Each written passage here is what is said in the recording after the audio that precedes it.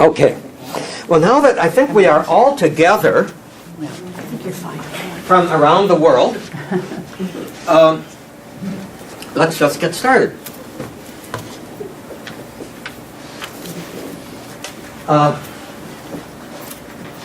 Perhaps we should begin with a prayer. The Lord has gathered us as pilgrims, and we had our visit with Aiden, and we are still visiting with Sandra. And so I think the most appropriate thing as pilgrims will be to thank God for this gift and to ask Him to enable us to make this gift for others.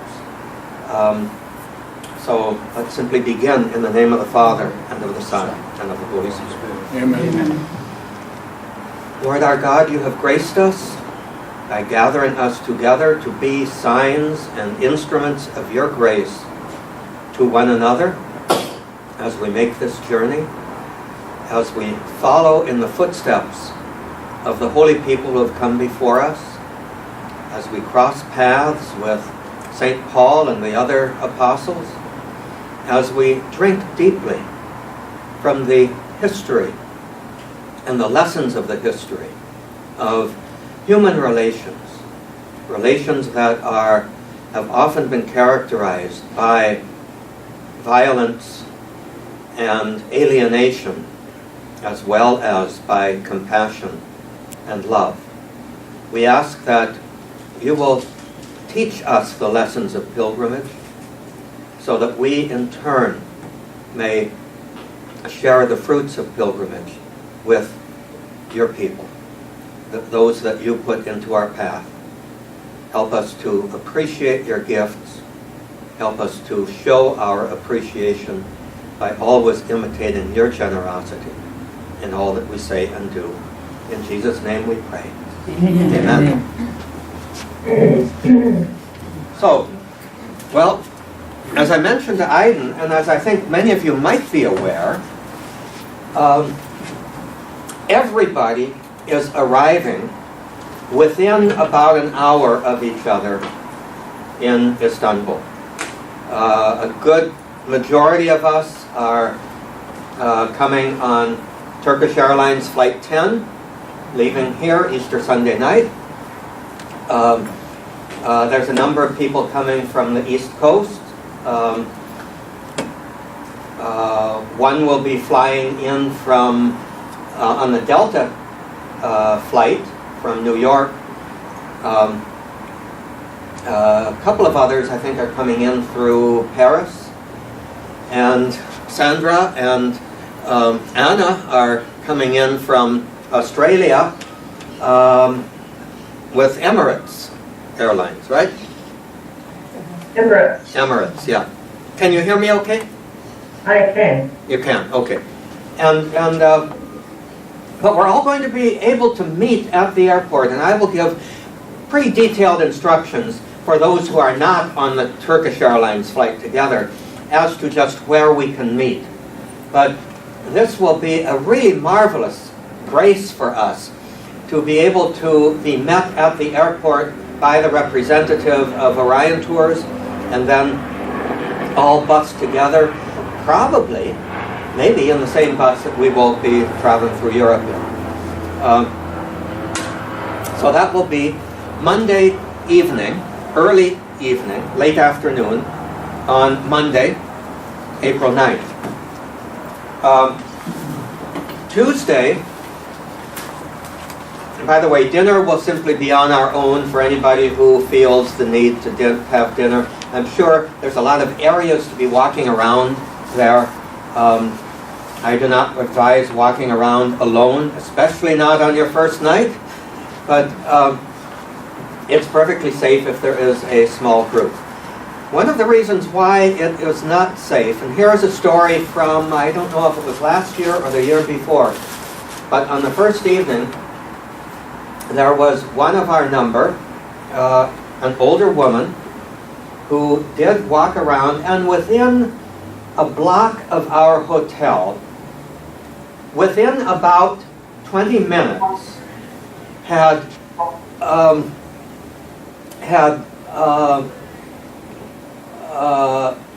bought $5,000 worth of carpets. Oh my. The first night? The first night. Oh, she is not a shopper, Father. She was not a shopper, that's for sure. That's not going to happen to any of you. And we were able I won't to, let it happen. we were able to get that, to get that arranged. But so it's not necessarily that your pocket will be picked, or that you'll be mugged, or somebody will do physical violence to you. It could very well be that somebody, this handsome gentleman, will just overwhelm you with his charms, and before you know it, you've signed a credit card bill for over $5,000 for a carpet. And he's probably, probably pretty legitimate. I mean, what you see is what you get, and most of those carpets are pretty good. But Iden himself is an expert on carpets, so don't buy anything. If you're interested in a carpet, don't buy anything without talking to him. And shop around. And well, you can shop around, or you can buy at the carpet cooperative, where you can actually trust the authenticity of them. So, at any rate, Tuesday we'll have the day free in Istanbul. It's probably best to pretty much stick around in the hotel area. There are a number of good things to see there, including what they call Istiklal Street, which is a kind of an upscale shopping street for, I think it's almost about a mile and a half long. And there's a historic little streetcar that goes along that street, and all kinds of crowds. It's there where you will also, in the square in front of it, Taksim Square, you will probably see your first taste of Istanbul tulips. They will be all over the place and just absolutely gorgeous. At the other end of that street, a few blocks down, there is what's called the Tower of Galata. And I do wish that I had been prepared to have a slideshow, but I just did not manage to get the images together. But you will have links to be able to see all of these things. On day 2, Father, going back to day 2, so it includes dinner, but is it breakfast and lunch on our own that day? Breakfast is always included in the hotel. Always. Okay. Always. Okay, thank you. There is no hotel, even the little tiny cheap ones, that do not include breakfast. And usually a fairly nice breakfast. The larger hotels will have quite a good spread.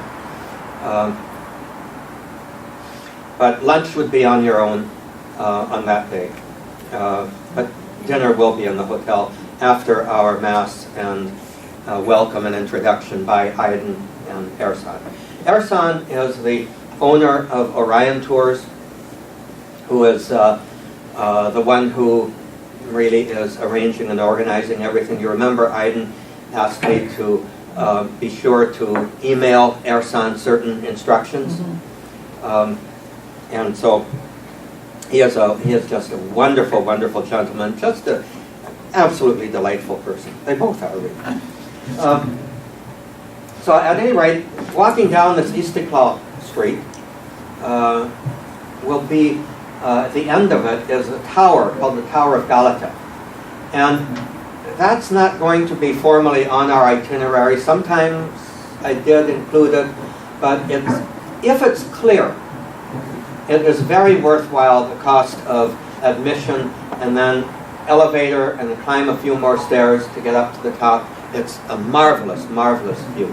And if it's clear, you will never have seen a view like that in your life.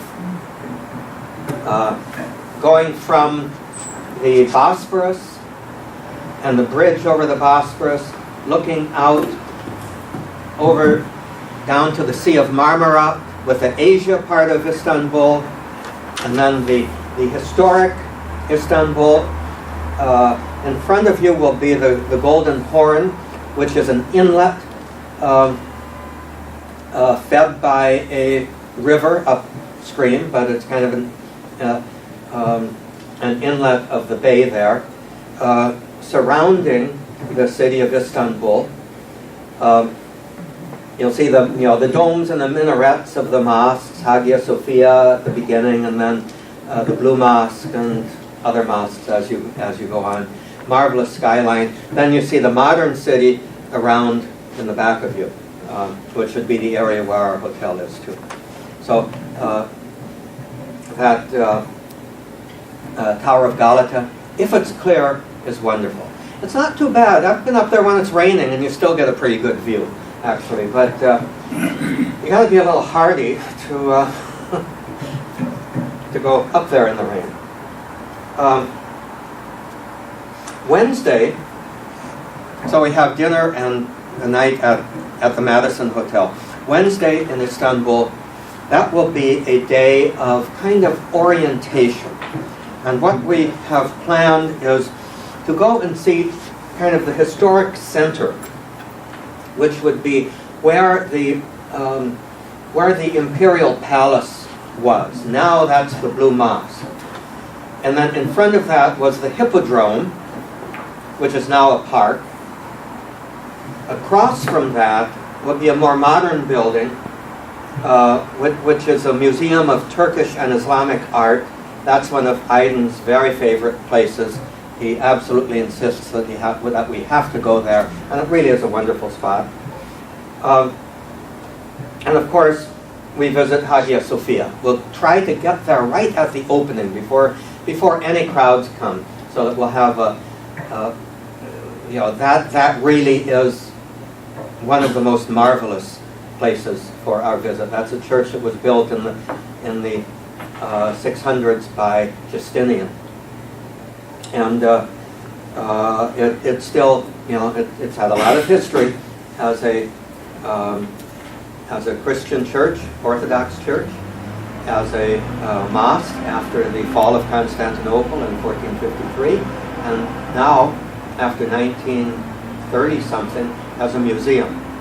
And I think the idea of it being a museum, I'm very much in favor of it, because otherwise the Muslims and the Christians would be constantly fighting over it. Who built it now? Justinian. Emperor Justinian, back in the 600s. I'm bad at dates. Aiden is extremely good at dates, so I'll always be, asking him now. I know what happened there, but exactly what date was it? And Good time for questions. he's right on. The Basilica Cistern is an underground water storage area. It is fabulous. It's huge. One of the reasons why Constantinople successfully withstood many sieges in its history is because they were able to store large amounts of water. So they could, for years, have their water supply cut off, and they would still be reasonably okay with the water that they had stored. In the late afternoon, we're going to take a cruise up the Bosphorus. Now, we'll be going about halfway up. Here is the Bosphorus. You can just barely see it. It goes from what's called the Sea of Marmara up to the Black Sea. And the Bosphorus is, of course, very, very historic. And the parts that we will see have some of the wealthiest homes in the world. The most expensive homes in the world along there, second only to up the street here.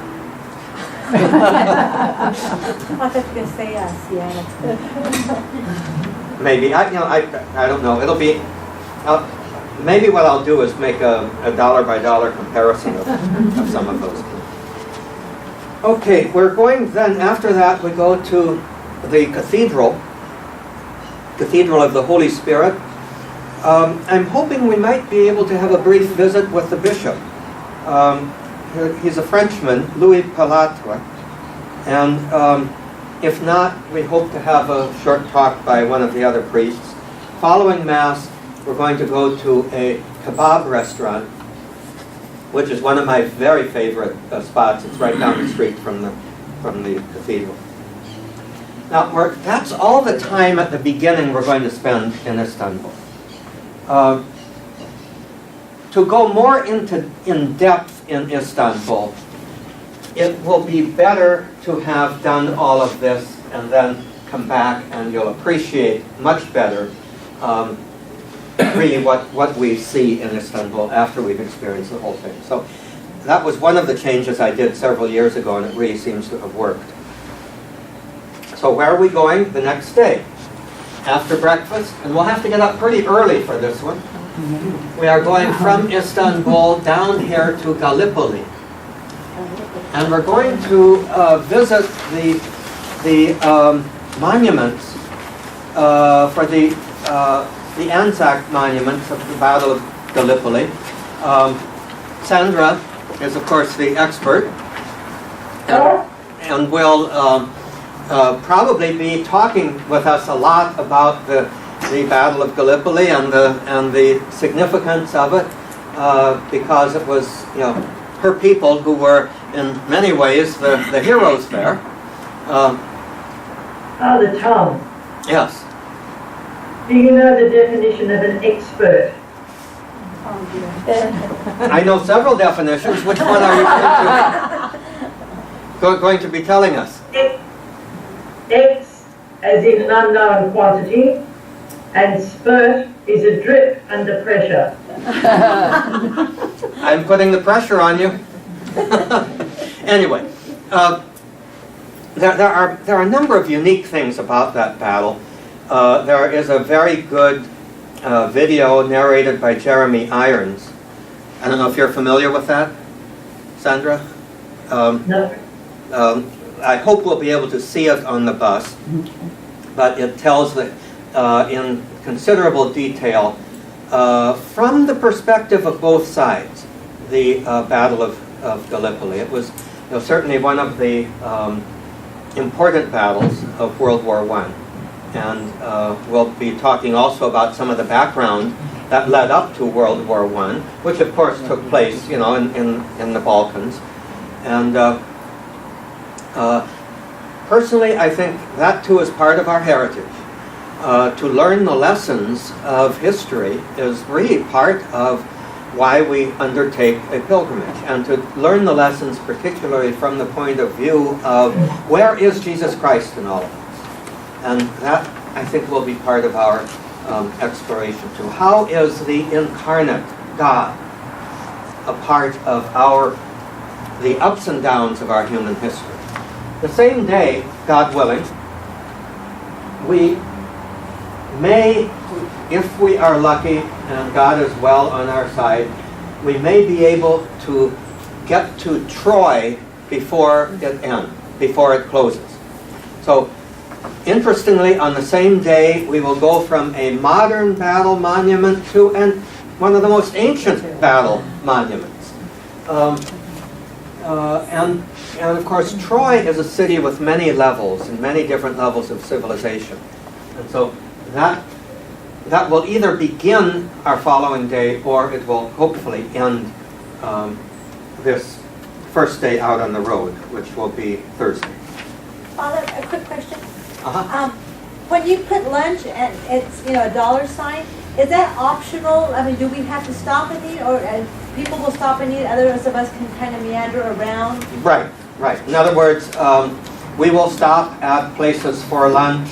You can order what you want to. Usually they're kind of a buffet. You may be able to just get a little snack or something to drink or wander around. A lot of them are touristy shopping areas, rest stop type places. So others may well be more, if it has a $sign after it, it's on your own to pay, and it's optional. So if you're dieting and take an extra bit of fruit with you from the breakfast, which is quite a possible thing to do, and then eat that at lunch, that's fine too. If you get tempted by the wonderful cuisine at a highway rest stop, well, then Go for it. go for it. All right. Thank you. Okay, so the next day, which is Friday, we will drive from this area, Chanakale, and we go along the coast here a little bit and visit several interesting ruins. For example, Alexandria Troas, which is where St. Paul departed on his way back to Jerusalem before he was taken captive to Rome. We will be exploring these things from the point of view of the Acts of the Apostles, as well as the letters of St. Paul. By the way, our next gathering on March 4th, I believe it is? Yeah. We are going to concentrate on St. Paul and the other apostles who have something to do with Turkey, this land, and move into as much as we can the subsequent history of the church, particularly how the early Christians were coping with persecution and why, and what happened as soon as persecution was lifted with the time of Constantine. So we'll at least get that far. Paul and the first Christians will be next month's gathering. Okay, we're going to go to Assos. We're going to visit a number of other ruins. You will be able to follow this online, because I'm going to publish this itinerary online together with links to these various places, so you'll be able to follow them more. So that's all along here, and then we drive inland around this way, and believe it or not, around lunchtime we hope to be in the city called Bergama, which is ancient Pergamon, and we'll have lunch there. Aiden will visit a local mosque for the Friday prayer as a devout Muslim, and we'll visit the various area, two basic things. Okay, bye-bye. Thank you. Okay, we'll see you next one. Thank you, Joy. Sorry. Bye, guys. Have a good game. You too. Good game. The Acropolis is absolutely marvelous. That's where the throne of Satan was. You remember in the book of Revelation, throne of Satan. We'll see the location of that. The Temple of Zeus, which everybody thinks it was the throne of Satan, is actually in Berlin. The German archaeologists basically restored it, but decided since we restored it, it belongs to us, not you, and moved it to Berlin. So, if you want to see it, well, go to Berlin. From there, from Pergamon, we'll go down here to Izmir. Izmir is ancient Smyrna, one of the other churches of the book of Revelation. We will have dinner and one night at the hotel there. The next morning, we'll have Mass at the Church of St. Polycarp. St. Polycarp was the martyr who was a bishop of Smyrna. We'll see something of his history here. And then we'll drive out here to Sardis. Sardis is also one of the churches of the Revelation, and has a number of other historical claims to fame, including being the place where gold and silver were first minted into coins. That is where, I guess you would have to say, money as we know it, at least before plastic, money as we know it was invented. And it was invented by King Croesus. As you know, rich as Croesus. Well, that's why he was rich. You know, he basically invented a way of standardizing the value of a precious metal so that it could be used for trade. And so that's another one of the significant things there. And there's a few other things. A huge temple that's there, Temple of Artemis, as well as a wonderfully restored gymnasium and synagogue. And our own Wilshire Boulevard Temple contributed considerably to the restoration of that synagogue, that early, I think, 2nd or 3rd century Jewish synagogue that we will see. Then we come back via Izmir. We don't stop. I'm sorry, we do stop because we have lunch there. And the lunch, while that is on your own, is in Aiden's favorite fish restaurant. And he'll tell you the story of that. And that will be one that you may want to join with the group for. Then we drive down to Kushadasi, which is the kind of the port where lots of cruise ships stop. You know, if you anybody been to Ephesus on a cruise? Oh, no. Yeah. On a cruise? Okay. It wasn't a cruise. That's where they stop. And then, a lot of ruins. oh, a lot of ruins, of course. Yeah. But we will stay in Kushadasi and then we drive to Ephesus. We will, the next day, spend the whole day there. It is a very, very, very full day. We will see the ancient ruins right at the start. We have to get up in time to be there at the opening. Because especially if there's a cruise ship in there, a half-hour opening, after the opening, you are overrun by all of these hordes of people that, you know, if you're not careful, they will mow you down. So, as, you know, cruisers are apt to do. But one of the, after seeing some of those ancient ruins, there's a couple of very special things that we will see. One is the newly excavated terrace houses, which can give you a kind of a flavor for what the early house church might be in the time of St. Paul. Because there weren't church buildings built in the time of St. Paul. He would draw disciples into the Christian way of life, following Christ. They would gather for the Eucharist in one another's homes.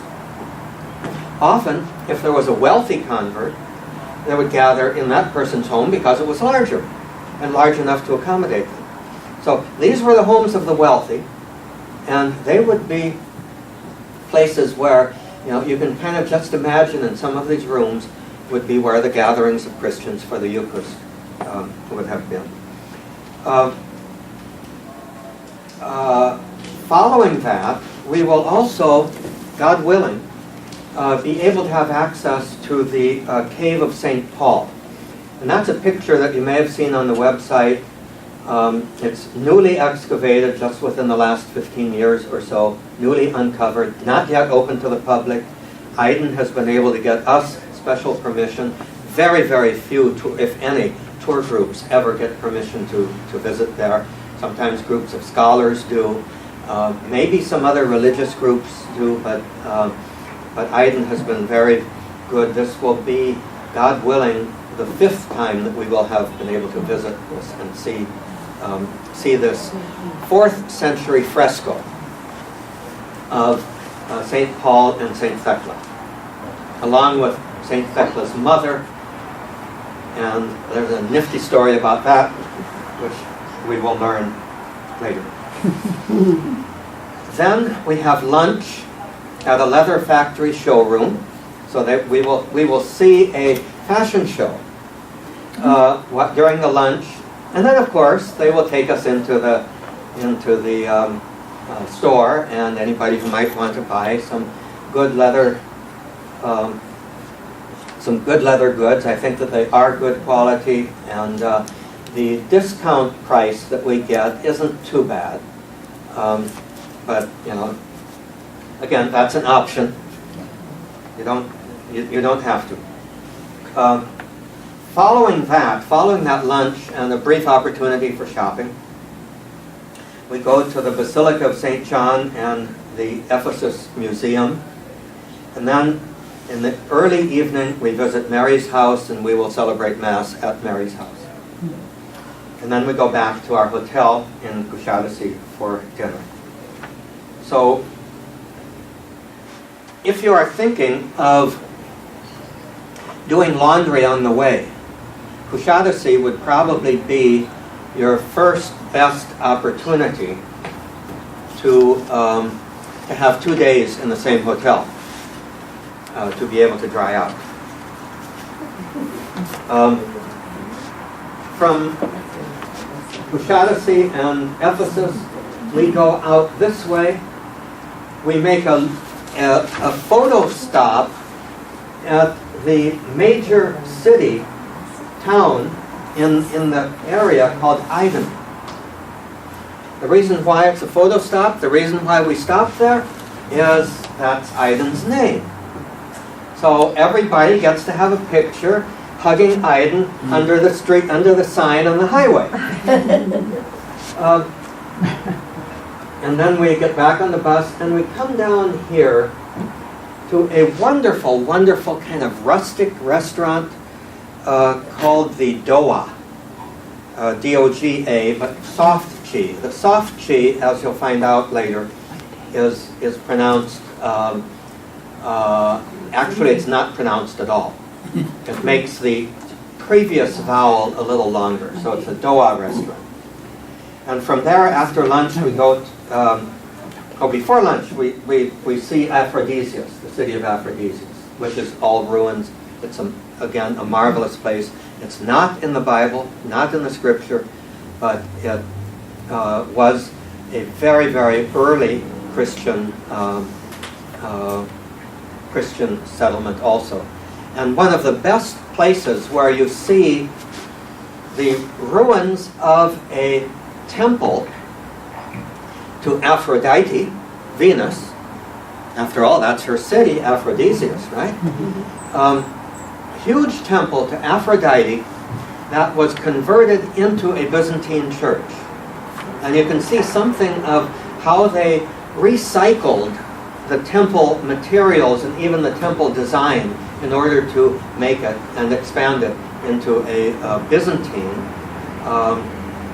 place of worship, place for the Eucharist. This would have been probably in about the 4th or early 5th centuries. The 300s, 400s is when that would have been done. From there, from Aphrodisias, we drive to Hierapolis, which is here. And that's a place I would love to spend more time, but we're not going to be able to this time. But there's some very significant things, including the tomb and the shrine dedicated to St. Philip. Philip was probably the first, was the evangelist for Hierapolis, and was martyred there. And we have his tomb. We will arrive at a hotel. The other thing about Hierapolis, the area is also called Pamukkale. Pamukkale means cotton castle. And it has these marvelous formations of white limestone, calcium. Basically kind of like stalactites cascading down the mountainside from the water of the hot springs there. It's just an absolutely marvelous, very unique site. And hopefully we will have time to enjoy the thermal pool before dinner.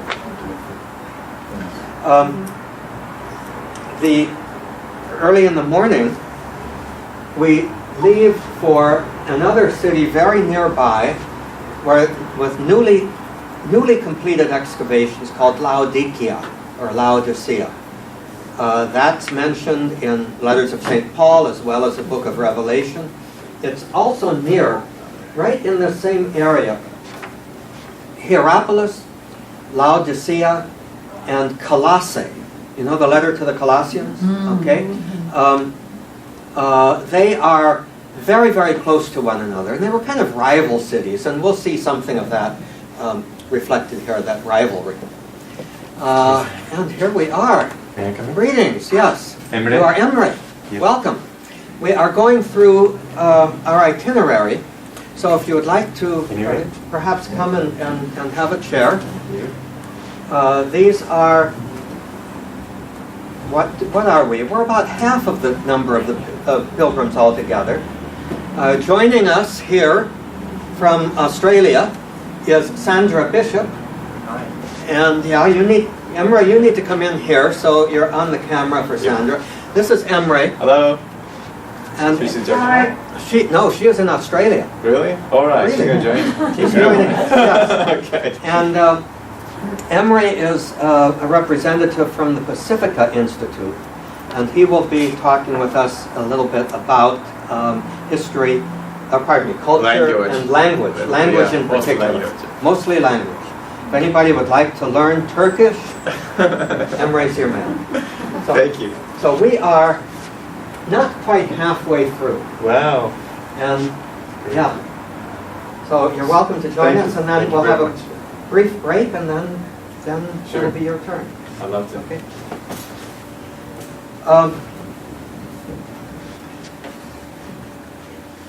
This area is very special and important to St. Paul. And very few people really realize the significance in St. Paul's ministry. We will be talking a lot about that. Certainly we'll begin to talk next time, but on the bus we will talk a lot about St. Paul in this particular area. Now, moving right along. The next day, after visiting Laodicea, we drive to Yalvac and have lunch and visit Pisidian Antioch. Antioch in Pisidia is also an important place for St. Paul and has some truly marvelous ruins that the significance of will be evident to us when we get there. And then, by evening, we come to Konya. Konya is ancient Iconium, which is also where St. Thecla was from. And you will be hearing lots more about St. Thecla, whether she existed or not.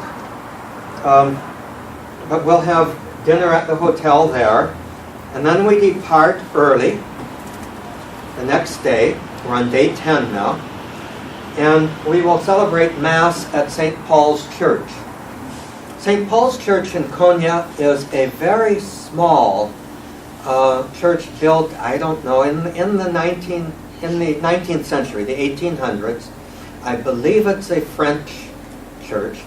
It is staffed by two lovely little Italian nuns. There's no resident priest there. They depend for their Mass basically on groups like us passing through. A very small resident Catholic community there, but one of the things that is part of their major ministry right now is to serve the Chaldean Christians who are refugees from Iraq. Since we did such a grand job of, causing problems, solving some problems, causing other problems in Iraq, it's very inhospitable there for Chaldean Christians, all of whom are Catholic, most of whom are Catholic. So the refugees coming from Iraq very often find their first home, usually temporary, around Konya. So they are ministering to them as well.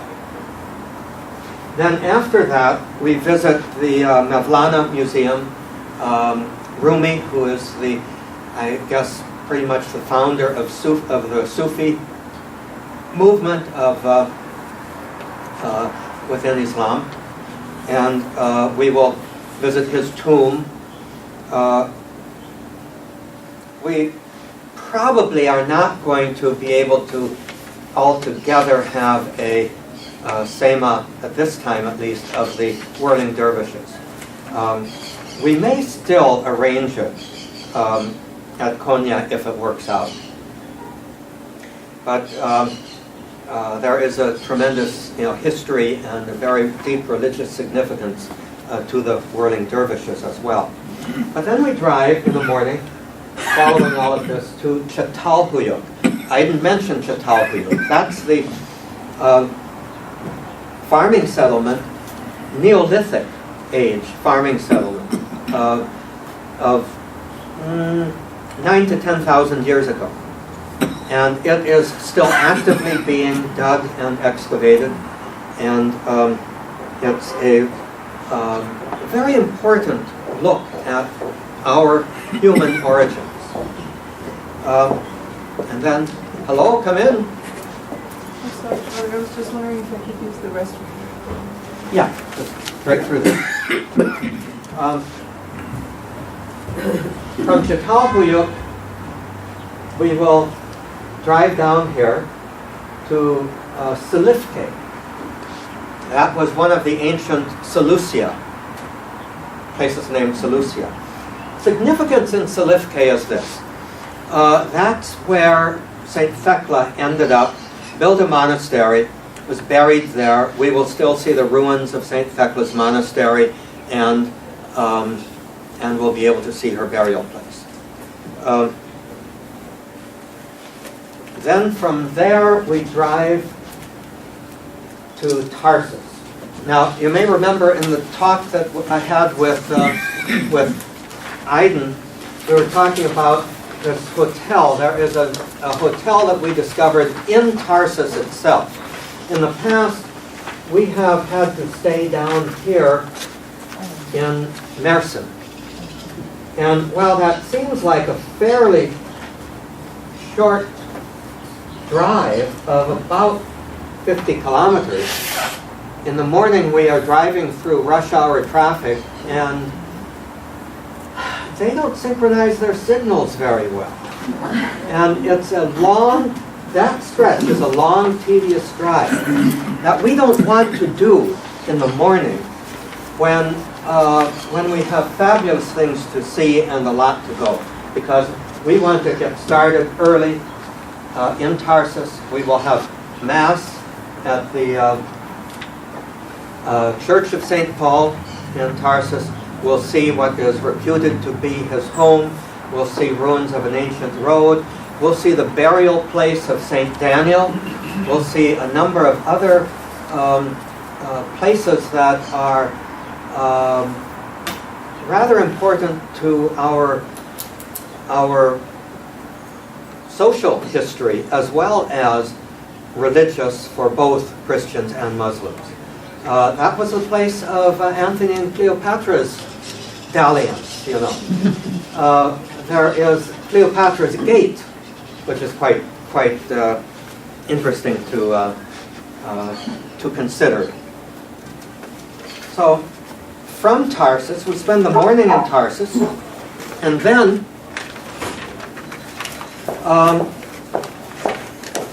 we drive at noon from Tarsus to Adana to have lunch there in a very, very nice kebab restaurant that is in a beautiful setting. And then we drive down to Antakya, also called Hatay. And there will be 2 nights in the hotel. Another laundry option. We will have pretty much a free evening there. There is a wonderful, my favorite ice cream place right next door to the hotel. The hotel is right along the river. You can wander around the downtown area and so on. The full day that we have in Antakya, we visit St. Peter's Grotto, which is a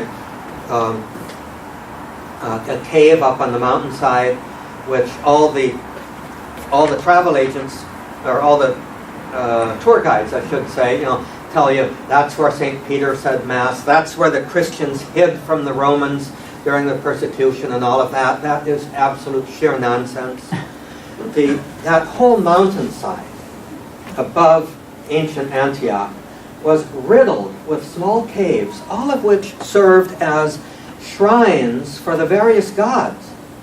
So it was not a place where you could hide, because everybody was going up there to, burn their incense and offer their sacrifices and that kind of thing. In fact, just down from the cave of St. Peter, as they call it, is a Mount Rushmore style carving of Chiron. Remember Chiron? He was the boatsman that took the souls of the dead across river Styx into Hades. And so there is a carving in the mountainside of him also. We will also drive that day. Oh, we're going to see the Mosaic Museum after that, which is marvelous. We're going to have Mass in the Catholic Church there, which is actually a house church. The church part of it, the church room, is about the size of this room. And it was formed by taking a wall out between the living room and dining room of an Ottoman-era house. And I don't know if the Catholic Church bought it or it was given to them, but it was developed into a very nice house church. The significance of it being a house church is that's the kind of place that the early Christians in St. Peter and St. Paul's time celebrated the Eucharist, gathered for the Eucharist. Not up on the mountain. That's nonsense. But down in the old city there, very near the Jewish quarter, that's where they would have been. So we will be celebrating Mass in what is probably, most tourists don't know, but it's probably very close to the real place where the first Christians celebrated Mass. And we'll get into the background also of that's the place where the followers of Jesus were first called Christians. And why were they called Christians at that time? Well, we'll find out. It's really quite interesting. It's probably not what you would expect. We'll have lunch there in a nice place. That is optional. And then we drive about 20, 30 miles out to the coast on a little country road to a place called, the ancient name is Seleucia Pieria. The modern name is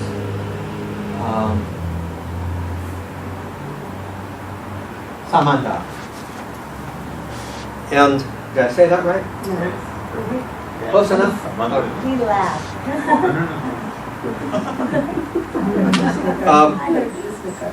And we'll see a number of things there. The tunnel of Vespasian, the beach, which is where St. Paul would have launched off on his first missionary journey. There's also an Alevi shrine that is there. I can never really remember the exact significance of it, but the Alevi are also a very small and unique sect of Muslims who I believe also are fairly, quite a few of them in certain areas of Turkey, that they've got a certain amount of strength, even a certain amount of political strength, I believe, these days. And then we're back to the hotel for dinner, for collecting your hopefully dried clothes.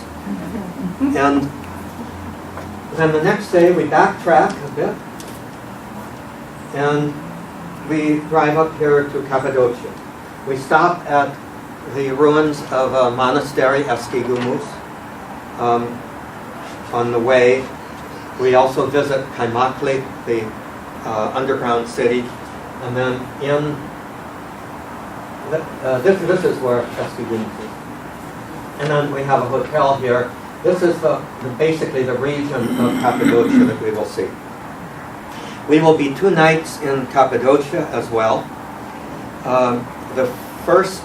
The full day that we have there, we will begin by visiting a Turkish rug and kilim cooperative, spending a good part of the morning, and for some perhaps a good bit of dollars, But that's up to you. We certainly will have a very good description of how Turkish carpets are made and what makes Turkish carpets different from Persian carpets and certainly different from machine-made carpets. So you will, it's a very educational thing, even if you manage to resist the temptation to plunk your credit card down. And it's up to you. We will leave there to go to a historic cave church and a cave restaurant called Gamerasu, kind of somewhat on the outskirts down here.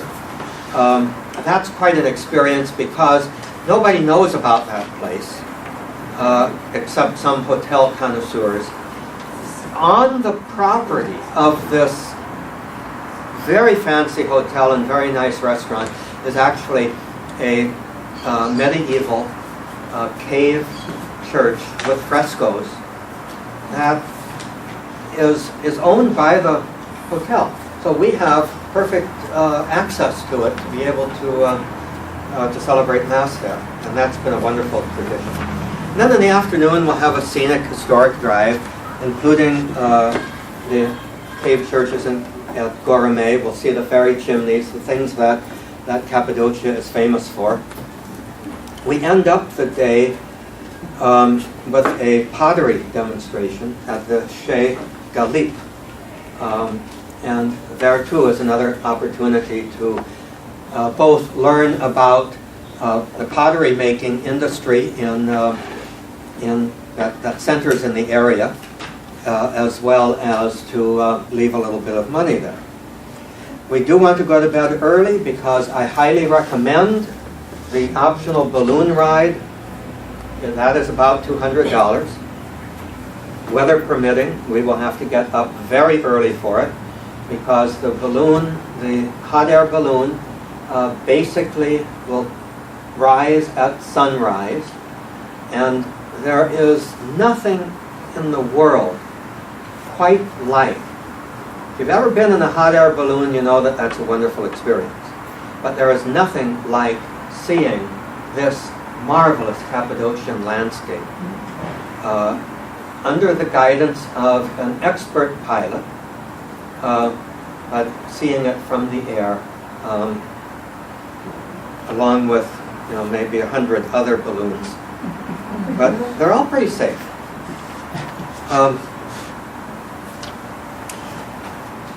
Now that's in the morning of the day that, as soon as you have some breakfast, after that we get on the bus and we drive up here to Hattushash.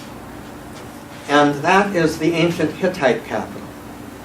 And if you learn something about the Hittites, you'll know the significance of it, of them in the really, really early antiquity. They were one of the great empires that spread throughout Anatolia. By the way, I don't know that I've mentioned the name Anatolia, but by now I think you know that this whole area of Asia, Turkey, is called Anatolia. The tiny bit here of European Turkey is called Thrace, or Thraca. Thraca or Thraca? Thracia. Okay, thank you.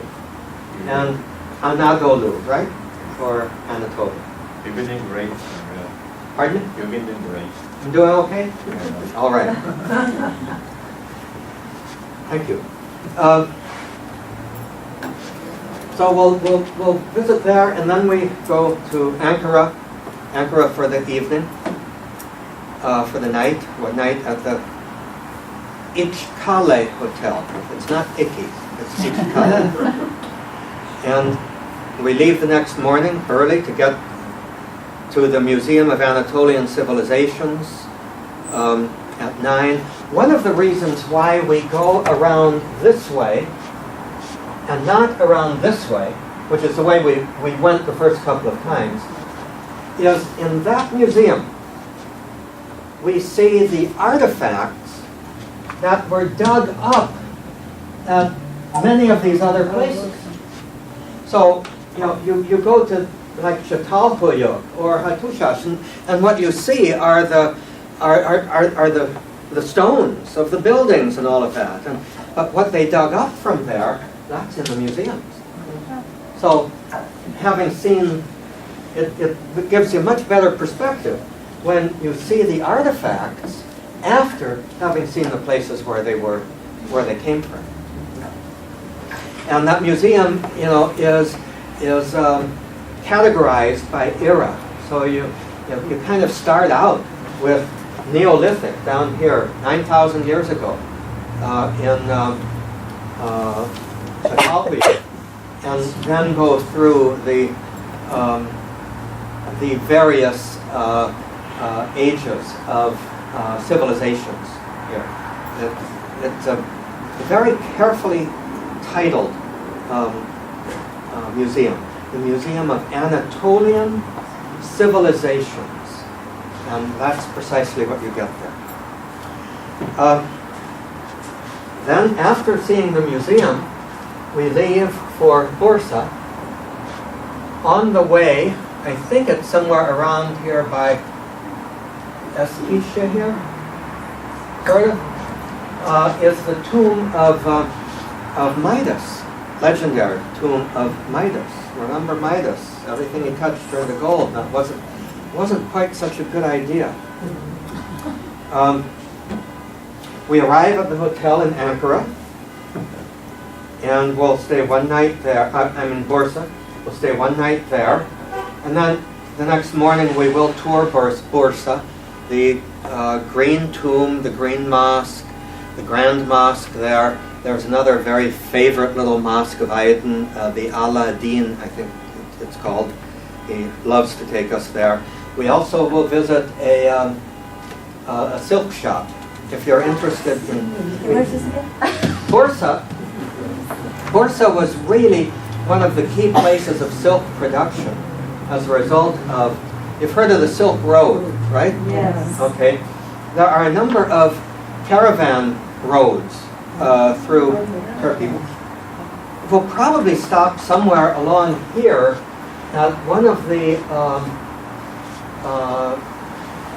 caravanserais, sort of a Motel 6 for camel caravans, where the camels actually have much nicer accommodations than the camel drivers do, but that's the way things were in those days. And they were all about a day's journey apart. So for this, silk spice trade, there was a lot of accommodation for them. But Bursa was one of the old centers for silk production, and it still is. And so you're kind of getting it right from the source if you do some shopping here. Again, no pressure. They do take credit cards. The next day after, the afternoon of Bursa, we will drive to Iznik, which is ancient Nicaea. We will have lunch at the Çamlık restaurant, which is overlooking the shore of the lake where the palace of Constantine was, where the first council of Nicaea was held. We will also visit the church which used to be in ruins of Hagia Sophia in Iznik, Nicaea, where the second council of Nicaea was held in the 8th century. And those were the first and last of the ecumenical councils that are recognized by both Catholic and Orthodox. And now, just this past year, that Church of Hagia Sophia was restored, but restored to become a mosque. It had been a mosque. It was after being a church, it was in ruins, and I don't know if it was a city or a group of private individuals sponsored the restoration of it, but reopened it as a mosque. It is still open to tourists.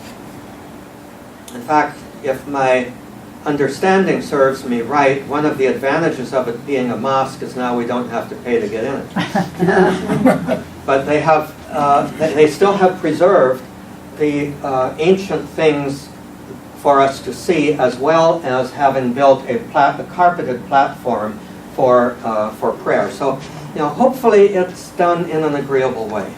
That really is my understanding. I haven't seen it since it was converted into a mosque. I saw it last year. It was restored, but not yet a mosque. So that will be something interesting. After that tour, this shows us going directly back to Istanbul. We may very possibly backtrack here and go up to Lake Sapanca. This is where I'm from, man. Where you are from? Yeah. Wonderful. Aiden has his vacation home there. In Sapanja? In Sapanca, yeah. Have a beautiful lake. Yes, a beautiful lake. So he may take us to visit with some of his relatives there. We may have a nice little gathering there. We used to go to the Gemlik village, which is just, it's in the middle of olive groves. Very tiny village, about, 2 blocks worth, where his nanny lives with her brother and his wife. But the brother is now so ill, and it's a tiny, tiny house. We could fit maybe 12 in there. We could never fit the number that are going now. So probably we'll go, hopefully he'll be able to arrange that we go to Lake Sapanca. And then to Istanbul.